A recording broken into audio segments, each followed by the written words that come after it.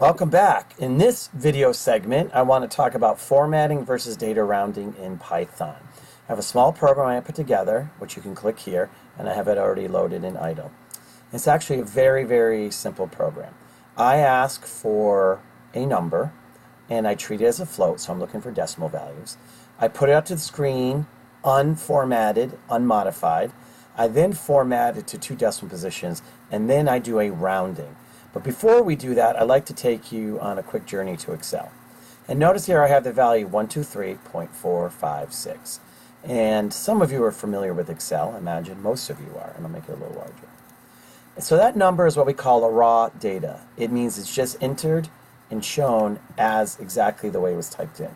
But I can format it. I can come up to formatting, and I can, let me get back to Excel.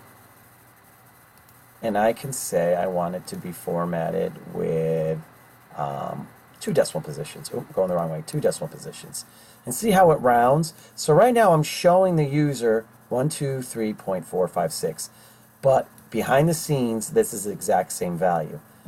And that's what happens in Python. When you enter a number and you format it, it looks pleasing to the user, but in memory it actually contains this value. Now let me show you rounding. Rounding in Excel, I use a function saying round the value of 123.456. A1's like a variable. And I say round to 1 decimal position. So notice 123.456 gets actually rounded to 1.23.5. So what happens is it actually modified the value. And in here, we just format it. And the same thing happens over here. So let's go over here and run this program. 123.456. I'm going to move it over here. So this code is going to receive that input into this variable, and we're just going to print it out with all the decimal points.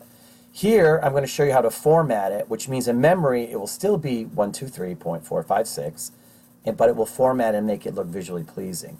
Here, this piece of code takes the value we typed in, rounds it to 1 decimal position, so it will go to here. And using simple banking rounding, it will make the 5 will go up, and then we assign it to another variable and we put that up to the screen. So let's run the code and let's see what we get.